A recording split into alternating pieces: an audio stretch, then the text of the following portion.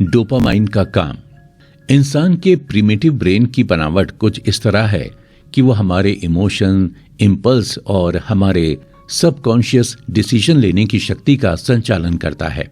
ये सिस्टम इतनी स्मूथली काम करता है कि हजारों साल के इवोल्यूशन के बाद भी इसमें किसी तरह की भी फेरबदल की जरूरत महसूस नहीं हुई। सेक्स करने के लिए भी जिस डिजायर और मोटिवेशन की जरूरत पड़ती है, उसकी उत्पत्ति भी एक न्यूरोकेमिकल से होती है जिसे डोपामाइन कहते हैं। डोपामाइन का काम ही है इंसान के प्रिमिटिव ब्रेन के उस हिस्से को चार्ज करना जिसे रिकॉर्ड सर्किटरी भी कहते हैं। ये दिमाग का वो हिस्सा है जहां से इंसान क्रेविंग और प्लेजर को फील करता है और इसके बाद ही उसमें एडिक्शन पैदा होता है। किसी भी इंसान के प्रायोरिटी लिस्ट में सबसे जरूरी 5 चीजें होती हैं: खाना, दोस्ती, प्यार, सेक्स और नयापन। इन्हें नेचुरल रिवॉर्ड्स भी कहा जाता है। डोपामाइन का काम ही है आपको उन चीजों के लिए मोटिवेट करना जो आपके जीनस को भविष्य में काम दे सकें। डोपामाइन का रिलीज जितना ज्यादा होगा उतना ही आपको उस चीज को पाने की इच्छा होगी और डोपामाइन का रिलीज जितना कम होगा उतना ही आप उस चीज को इग्नोर करेंगे। डोपामाइन आपके दिमाग का स्ट्रक्चर चेंज करने का भी काम करता है ताकि आपको याद रह सके कि कौन सी चीज से आपको ज्यादा प्लेजर मिल रहा है। आपको जानकर हैरानी होगी, लेकिन सेक्सुअल स्टिमुलेशन और ऑर्गेज्म हमारे ब्रेन में डोपामाइन का सबसे बड़ा धमाका माना जाता है। डोपामाइन को प्लेजर मॉलिक्यूल भी बोला जाता है, लेकिन इसका काम सिर्फ प्लेजर अनुभव कराना ही नहीं बल्कि उसे तलाश करना भी है। इसलिए हमारे शरीर में डोपामाइन किसी चीज को पाने के इंतजार के साथ बढ़ता जाता है। जब हमारे हाथ में हमारा फाइनल रिवॉर्ड आता है या जब हमें प्लेजर फील होता है, उस वक्त एंडोजिनस ओपियोइड्स रिलीज होता है। ये एक ऐसा केमिकल है जो ब्रेन के रिसेप्टर के साथ रिवॉर्ड सर्किट को बांध के रखता है। इसलिए प्लेजर की समाप्ति हमेशा इसके रिलीज से ही होती है। साइकोलॉजिस्ट सुसेन विंशेंक के मुताबिक डोपामाइन इंसान के अंदर डिजायर, वांट, सीक आउट और सर्च की भावना को जगाता है। डोपामाइन इसलिए भी ओपियोइड से ज्यादा स्ट्रांग होता है। अगर आसान शब्दों में समझें तो डोपामाइन जरूरत है और ओपियोइड पसंद है। एडिक्शन के यही एक खास बात है कि एडिक्ट्स को जरूरत की चाह ज्यादा होती है और पसंद की कम।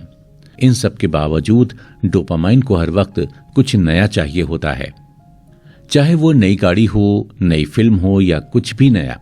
इसके बारे में और अच्छी तरह से समझने के लिए जब ऑस्ट्रेलियन रिसर्चर्स ने अपने सब्जेक्ट्स को एक ही इरोटिक फिल्म कई बार दिखाई तो उनके सेक्सुअल डिजायर में एक भारी गिरावट पाई गई। यही एक वजह है कि लोगों को इंटरनेट पोर्न अपनी ओर इतना ज्यादा आकर्षित करता है, क्योंकि उन्हें पता है कि एक नई चीज उनसे बस एक क्लिक की दूरी पर है। कई पॉपुलर पोर्न ट्यूब साइट्स अपनी साइट पर हर दिन कई दर्जन अलग अलग फिल्म रिलीज करते हैं, सिर्फ इंसान के अंदर की नॉवेलिटी के लिए। डोपामाइन की एक और खास बात यह है कि ये किसी भी तरह के इमोशन या स्टिमुली की वजह से रिलीज होने लगता है और हमारे इमोशंस को अलग अलग तरह से जगाना इंटरनेट पोर्न को खूब आता है। सरप्राइज, एंजाइटी, एक्सपेक्टेशन में बाधा जैसी फीलिंग्स पोर्न हमारे अंदर कई रूप में जगाता रहता है। जैसे 13 साल के बच्चे को पोर्न देखकर जरूर पहले एंजाइटी होगी। जैसे जैसे समय बीतता जाता है, एक पोर्न एडिक्ट का दिमाग एंजाइटी और रिस्क की फीलिंग को सेक्सुअल अराउजल समझने की भी गलती कर बैठता है। अगर वैज्ञानिक भाषा में कहें तो पोर्न काफी हद तक साइंटिस्ट के लिए सुपर नॉर्मल स्टिमुली है। सुपर नॉर्मल स्टिमुली और कुछ नहीं, बस नॉर्मल स्टिमुली का एक्सेजरेटेड वर्जन है।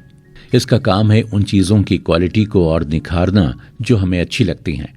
जब आप अपने लिए एक ऐसी सिचुएशन क्रिएट करते हैं और उसे अपनी टॉप प्रायोरिटी बनाते हैं तो इसका मतलब यह है कि आपके दिमाग ने पहले ही डोपामाइन के साथ मिलकर एक कमाल का रिवॉर्ड पेश किया होगा। इसी वजह से तो पोर्न मेडिसिन के सामने रियल पार्टनर का कोई कंपटीशन ही नहीं है। आजकल के इंटरनेट पोर्न में भी सुपर नेचुरल स्टिमुलेशन का जोरदार कॉम्बिनेशन मिलता है, जिसकी वजह से यूजर असल पार्टनर के साथ रिलेशन बनाने से पहले ही इसे कंज्यूम करना प्रेफर करते हैं।